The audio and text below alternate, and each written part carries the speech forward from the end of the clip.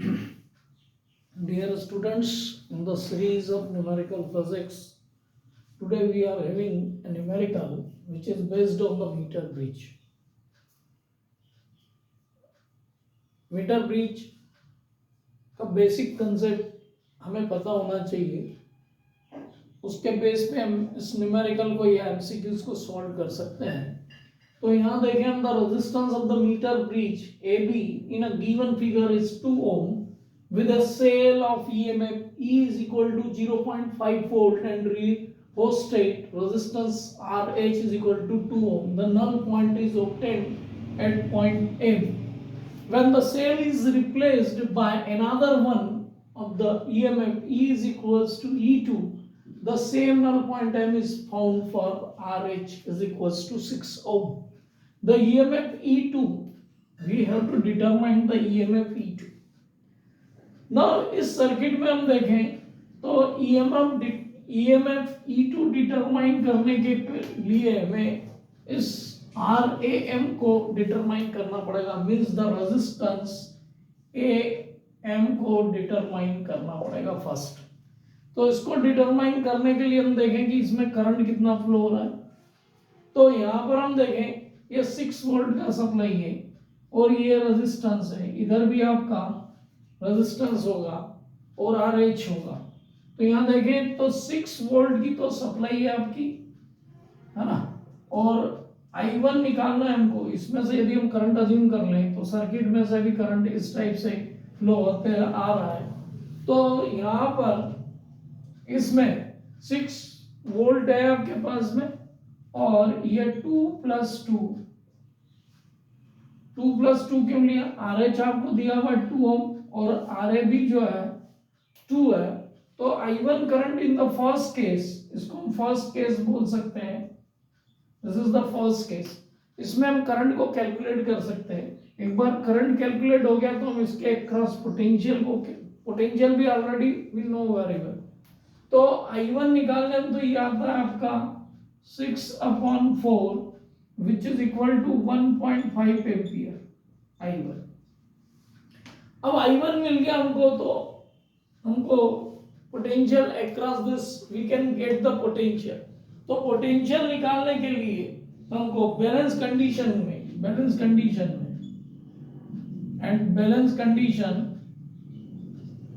When achieved, तो उस case में हमारे पास में क्या है, तो आपका E जो है E इज इक्वल टू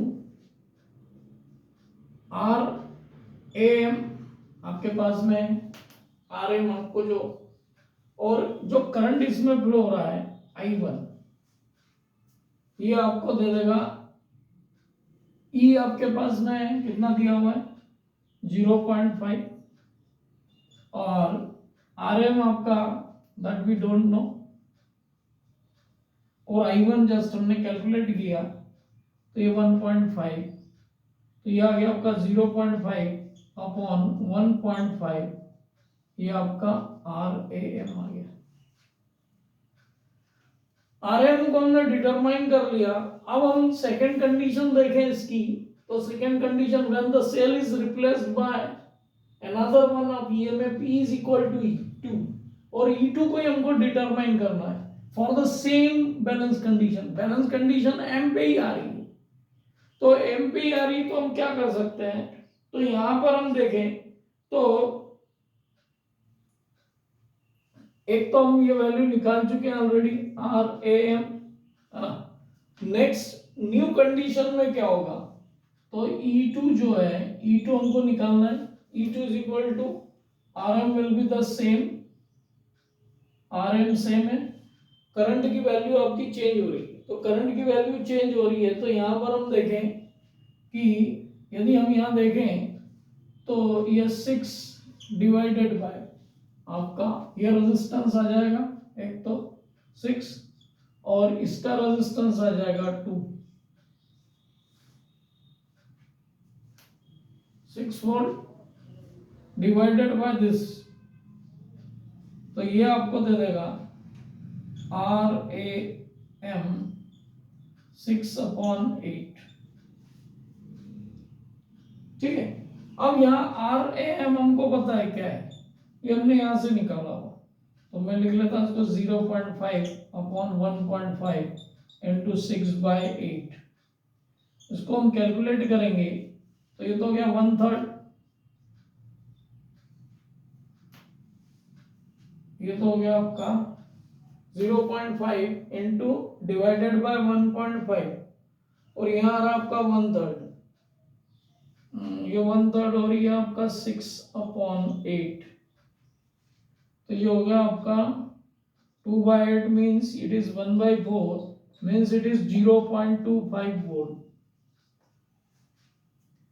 तो यहां पर एक सिंपल हमको मीटर ब्रिज में हमने सबसे पहले करंट कैलकुलेट कर लिया सर्किट में, that is I1 1.5 ampere. Balanced condition हमको मिल रही है उस केस में RM और I1 जो है वो इक्वल टू E होगा। E की वैल्यू हमको we know very well, 0.5 upon 1.5 will give the resistance RL. Once we have got this resistance Rm which is multiplied with the current, now the value of rheostat has changed, that is 6 plus the resistance, both are connected in series, 6 divided by the total resistance will give the current, multiplied with Rm will give the E2. So E2 will be the 0.25 volt. B is the correct option. तो इस तरीके से हम इसको आप numerical भी मान सकते हैं। MCQs options are given to you, then it will come to in the form of MCQ. So this way we can do the numerical.